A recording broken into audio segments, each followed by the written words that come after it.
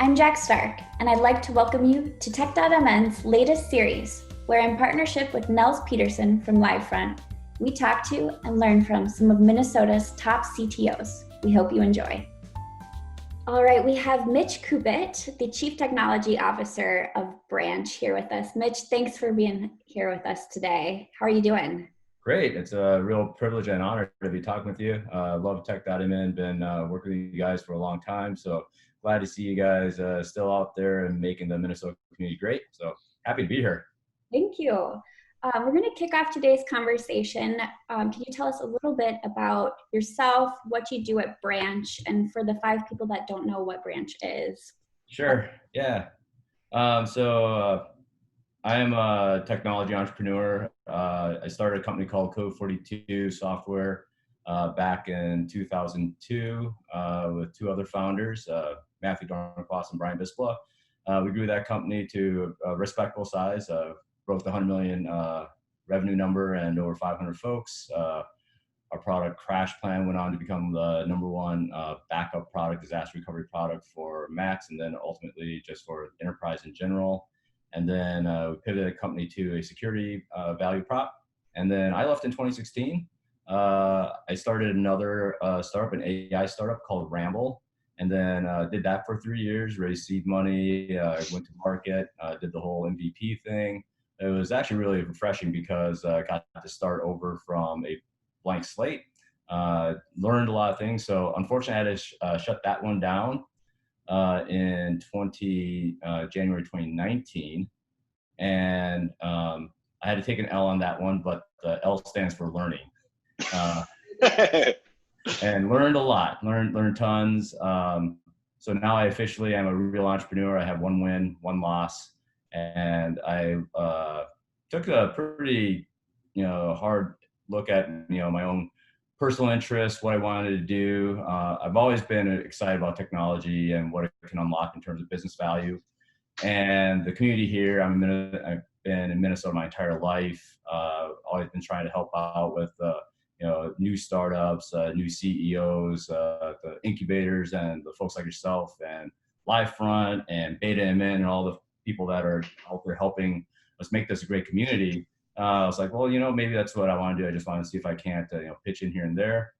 That didn't last very long. I got recruited to come back into the operator side of things. So a company called Branch, which had been known for doing workforce management software, scheduling work shifts for large enterprises, they reached out. One of them, obviously the CEO, Atif Siddiqui, and then an investor in his company who was also an investor in Ramble, my company, reached out and said, hey, you should come check us out. We're doing something new. It's growing just off the charts. It's taken off like a rocket, and we really could use some help on this growth leadership for product and engineering. I sat down, had lunch with Andy. That night I had dinner with their board. And then I think it might have been planned. I think it might have been a little bit orchestrated. Get a few drinks in you and get you to say yes there. But the board members were really excited about the direction that Branch was taking. They were moving into what's now known as the earned wage access space. But the difference there was that because they had this enterprise angle, and enterprise is hard. I mean, just breaking into enterprise, people like throw that around like that's an easy thing to do. That's not an easy thing to do.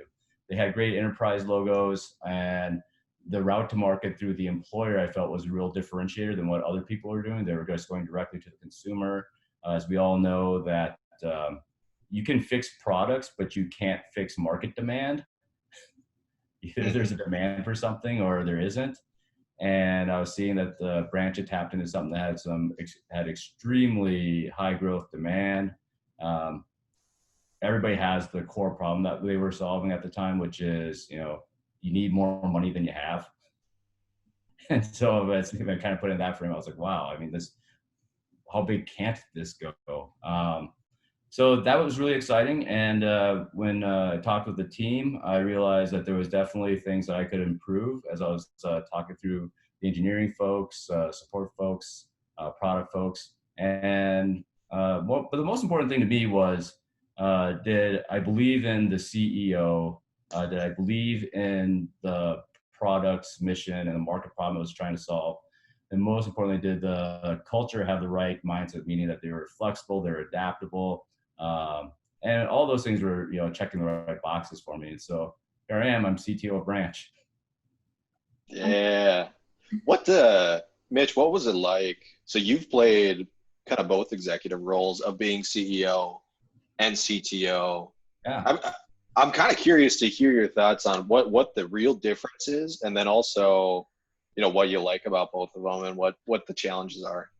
Yeah, so they're very different. And I think there's another difference here that I want to call out too, is that Branch is actually the first company I haven't founded that I joined. Mm-hmm. So it's the first time I joined a company as a non-founder, and that had its own unique challenges. I actually reached out to several other entrepreneurs to say, hey, you've been a founder and you've joined a company as a non-founder. What's that like? Because there's always something that you have that I've learned having done Co-42 and Ramble, that you just, being a founder, regardless of whatever your executive title, it sort of trumps all of that. Like, mm-hmm. So if you're a founder CTO as opposed to a hired CTO or a hired executive, there's always something different about having the founder title attached to whatever position you're in. And so I think that probably is the real difference that I've experienced having coming out to Branch at this stage. Is that a perception thing of how others view your role in the company, or an internal thing about how your energy and your excitement for the company? Well, this gets a little philosophical. Like, I truly perceive what other people can perceive. But I will say this, from my perspective, it's definitely different having not been there since day zero and mm-hmm. being, dependent upon to guide things from all the different stages. And you're really coming in and someone's already created a show and you are playing a part, but it may be a really important part. It might have a lot of lines, but you're not the director, so to speak. And I thought that was an interesting thing. For example, coming in, I got some really good advice from a fellow entrepreneur. I think him, Scott Burns, and he was like, timetable, how long it's going to take you to make drastic changes. But make those changes and make them within that timetable. And so that was really, really good advice, and do it once and be done. So I came in with, pretty simple mindset, which was be open, assess the situation, figure out what I wanted to keep that was good, figure out what I needed to change that could be improved, but most importantly, figure out what I need to get rid of because it's holding the company back, and do that fast, but not too fast. And so it took me about a month before I really had that figured out and made some changes. Within a month, my department's headcount dropped from, dropped by like 8. And then we slowly built that back up with the right folks. To answer your question, bring it back though, the CTO, CEO, I'm a very different CTO in the sense that I don't think a whole lot of CTOs think of things the way that I sort of frame being a CTO. I think as a CTO, ultimately our responsibility is to business growth. You got to grow the business, and everything you do is a cost that should result in some return on that effort that aligns to some business, high level KPI. Like, we know our unit economics, we figure out what our growth trajectory needs to be. And I think sometimes because people think of CTOs as just really experienced engineers, they go, well, those guys just build things, and we tell them what to build, and they'll build it, and we'll have uptime, and they'll fix bugs quickly, and they'll have these really cool tools and techniques that are on the cloud that we don't know anything about. They're throwing words around like Kubernetes and containers, and we don't know what any of that stuff is, but just let them do it because it seems to work. Right?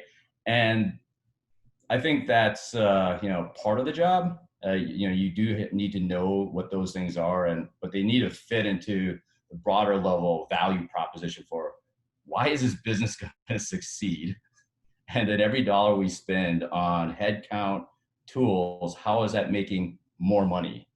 and being aligned to a really strong business model. So that's something that I definitely bring to the table that I probably couldn't have done as a CTO earlier in my career, is really challenge even business model discussions.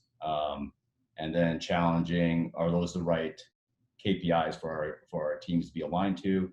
And if we want to grow like this, do we really need to build these things, or can we get away with doing less?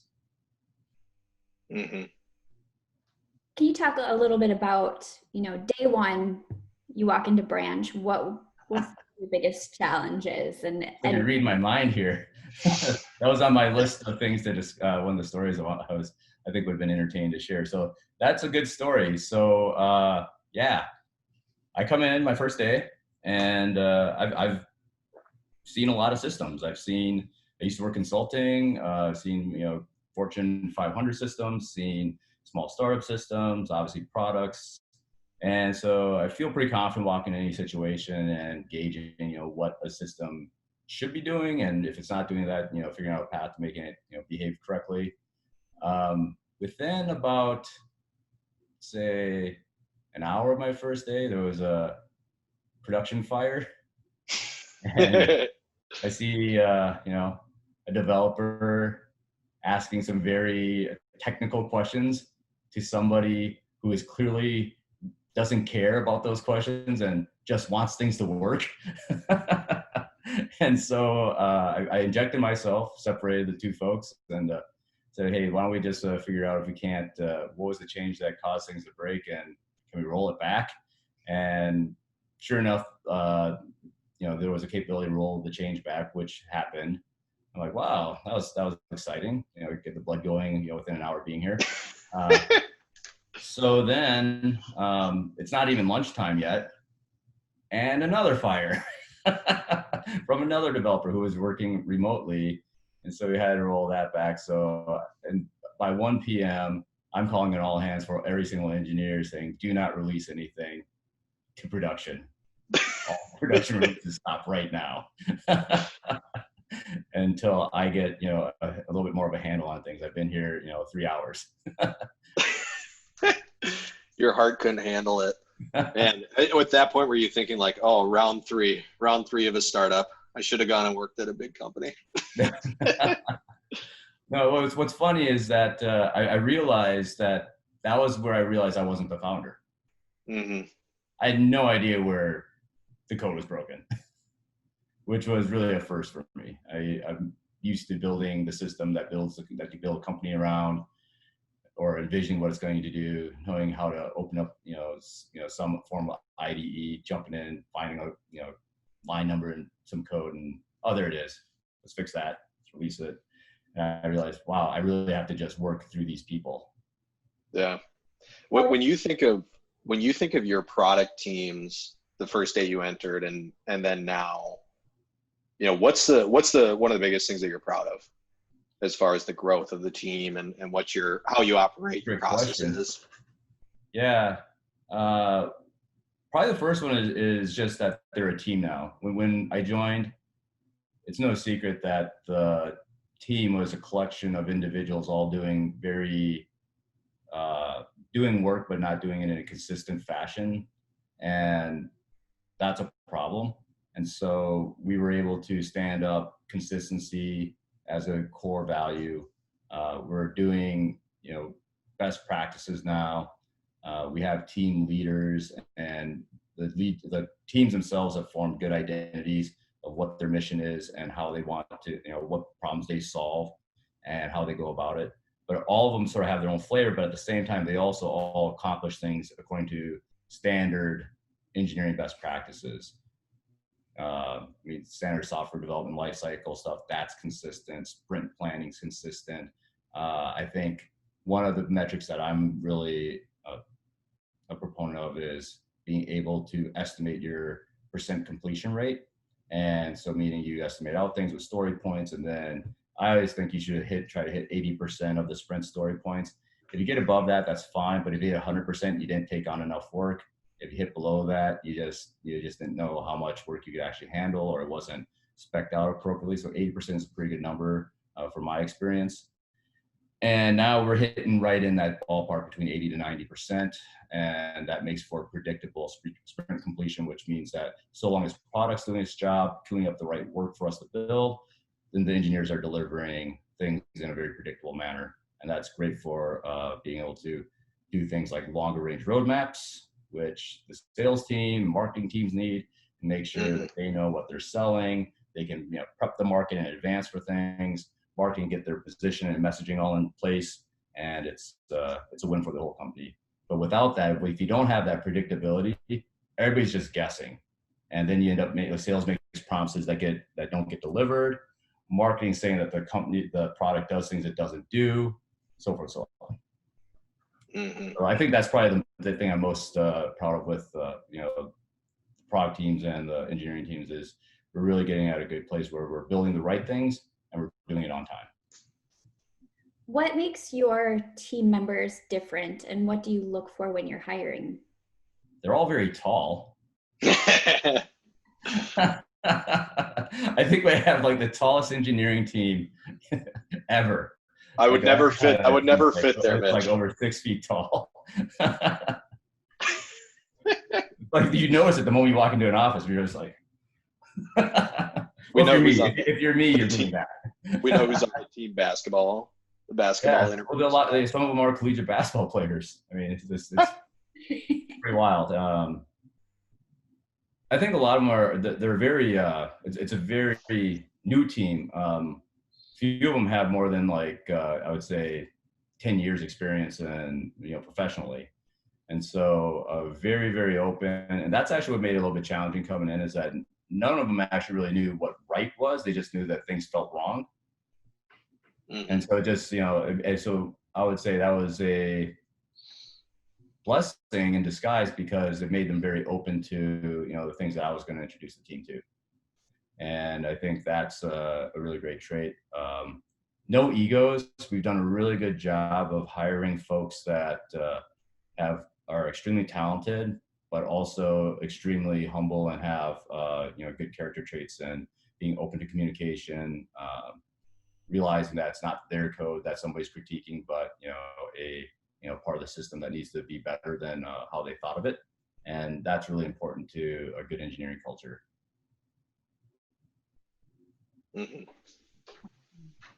And then how have things changed for you during COVID-19 in the way you work and the way you lead?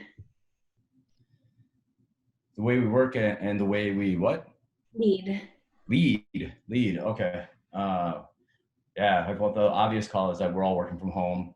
I think that was a huge benefit actually from product engineering side. What I like about the working from home, what it did for us was it was tough at first. There was definitely friction. There were some people, and we have a mixed team anyways, that was partially remote, but the majority of the team was in office. And it really demonstrated to me as a leader that we can do this. We can go 100% remote. I could hire platform engineers from any place in the country and now feel confident that our culture and communication practices will support those remote engineers equally as well as the ones that are in Minnesota. The mobile team was already being led by just a fantastic mobile engineer leader. And so they had already figured that part out, but the platform team was all in office, and we had reservations about hiring, even though we had 1 or 2 remote engineers on the platform team. They definitely, were working at a disadvantage than being in office. And so now this has really forced us to, level the playing field for all the remote workers.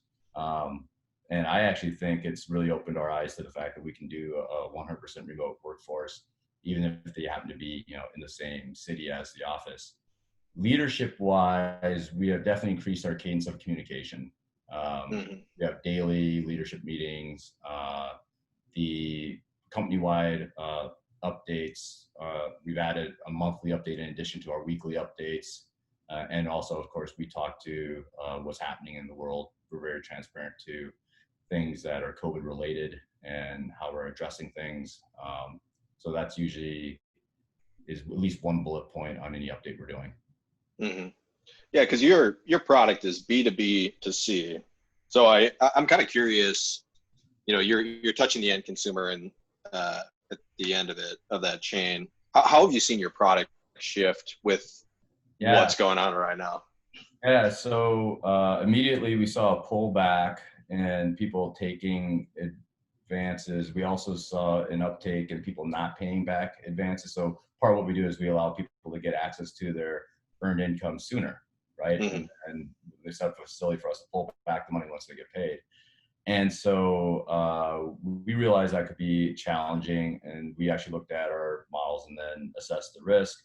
We readjusted some of our thresholds for risk, and we definitely closed the gate to higher risk profile users. But it ended up being a great thing because we actually managed to keep our default rates on advanced paybacks actually at the same level or lower than they were before. And it doesn't do us good to lend out money that it's not going to get paid back. I mean, that's at the core of our business. And so we protected that. But what was really exciting was, I think there's one word to say that what the pandemic has done for us as a business, and that's caused us to focus on what's the most important thing that's going to help us, grow the companies despite the fact that so many businesses are getting shuttered. They're definitely, some of them are in our sweet spot of,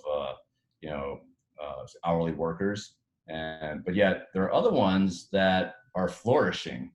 And so one of our companies from the workforce management days, just Domino's Pizza, became extremely interested in the employer benefits we offer around financial wellness, earned wage access.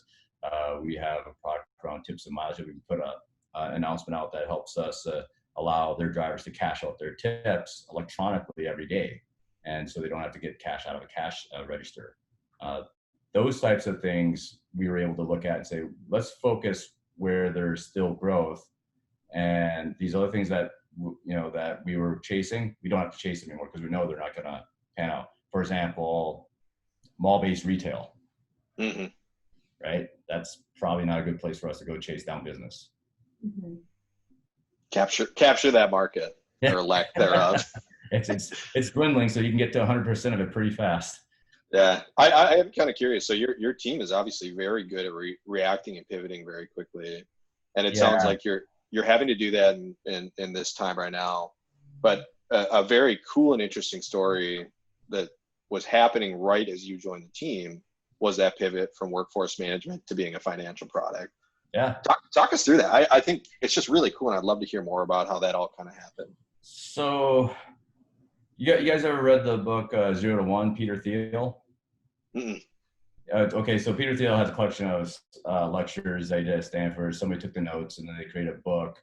And Peter Thiel's part of the PayPal mafia. He's one of the top VCs in the world. Very outspoken. He was the guy saying, "Don't bother going to college. I'll give you $100,000 not to go to college.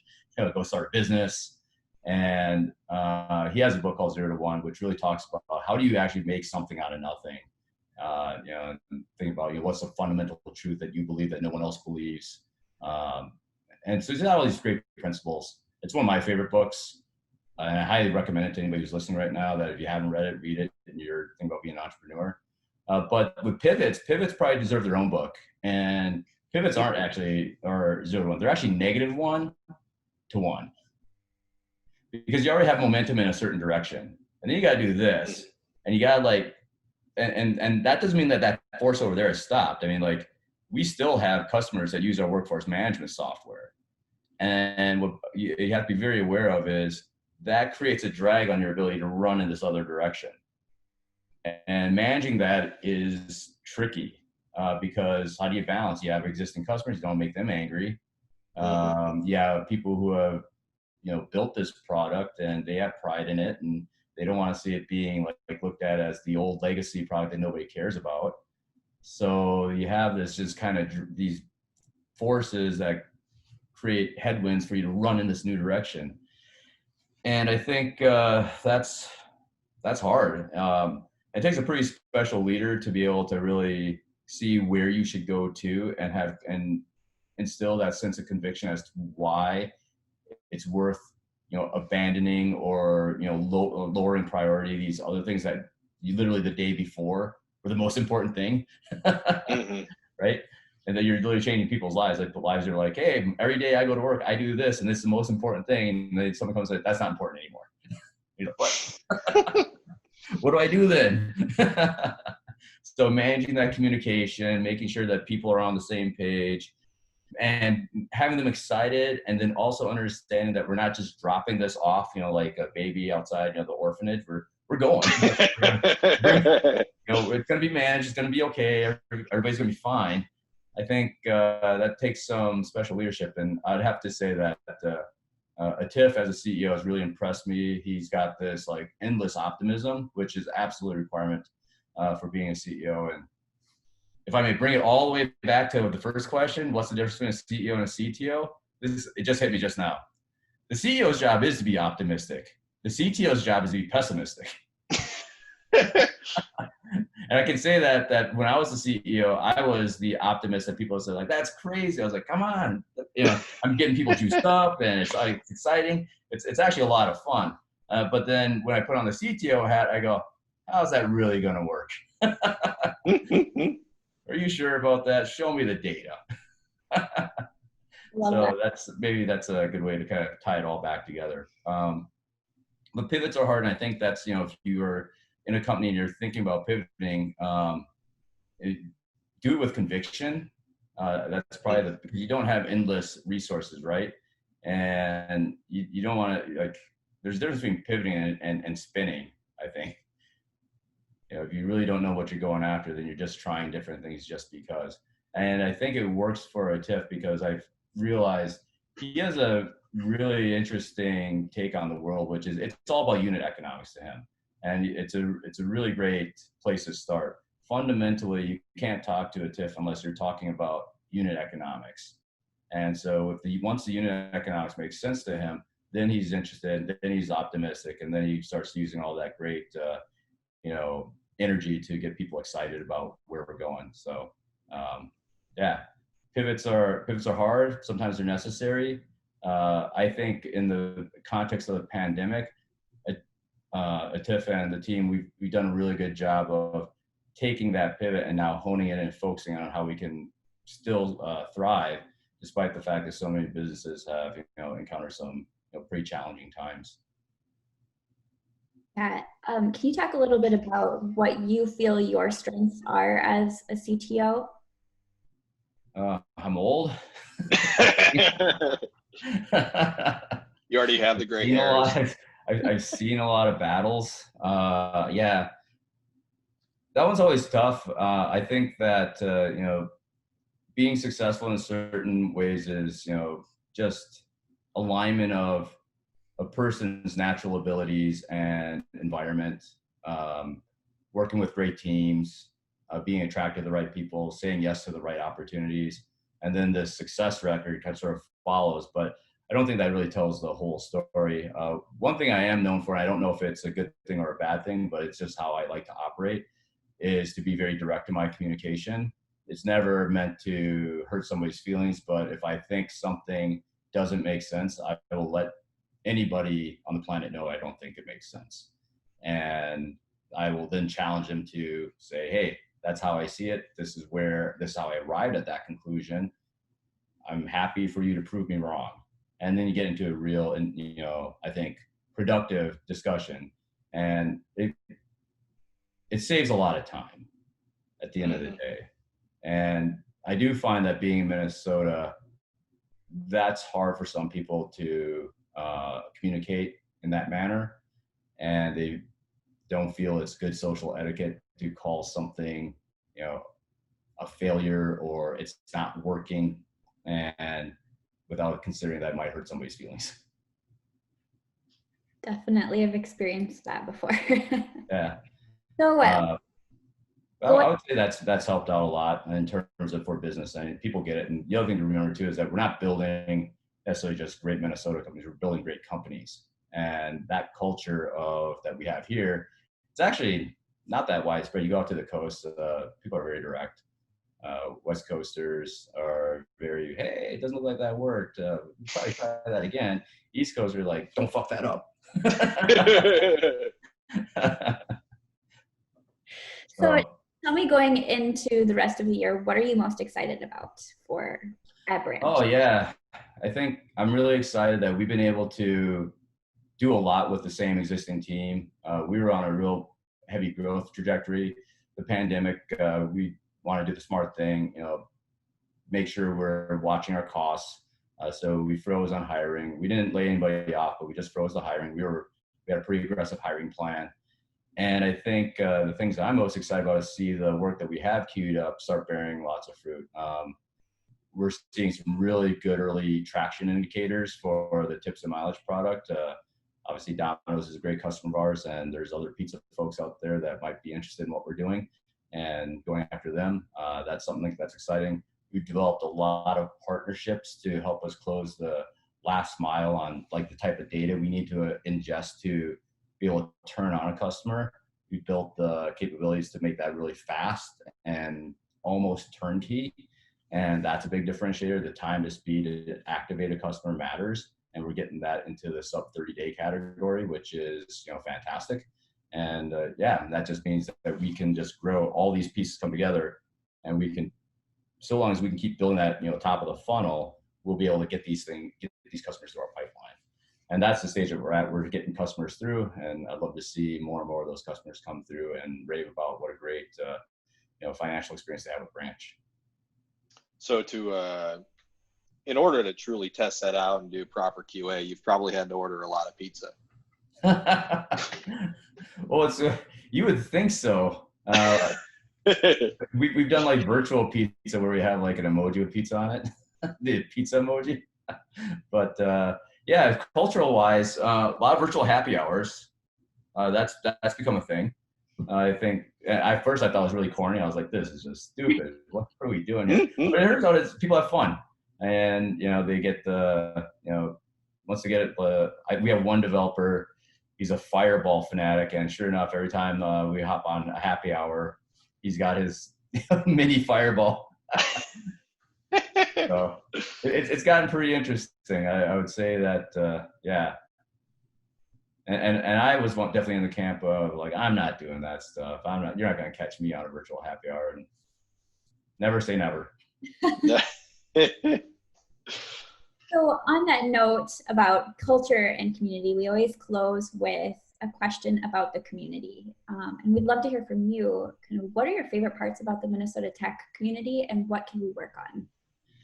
Yeah, I think my favorite part is that you can get to know a lot of great people, and they're super helpful. I mean, you guys included. I think everybody that I've ever ran into, they're super generous with their time. I think that we're still very small. We need some more big wins, and I think everybody's trying to work towards that direction. There's other folks that have like really big strategic plans that are trying to like move the needle for us. But at the end of the day, I think it really just comes down to access to capital. And we just haven't become that type of, for whatever reason, the VC market just hasn't really expanded here. Maybe it just takes, a wealth generation event to do that. I'm not sure. I know that the VCs that are from out of town, they love Minneapolis, and they'll say that till the cows come home, but it's not like having it in your backyard, right? And you could just like drive or walk to an office, and there's your partner, and they're talking to you about all the great things they're going to do for you, open doors, networking people, and just having access to it, because everything it's a lot different than if people haven't had the experience of walking through Silicon Valley, walking through Palo Alto, seeing the rows of VC offices that are just like literally back to back to back, and they're world famous. It's kind of like going to Hollywood. It just makes you realize how small this community really is, and that everybody here is doing the best that they can. But I definitely think that we need to get something to happen to bring capital to this region.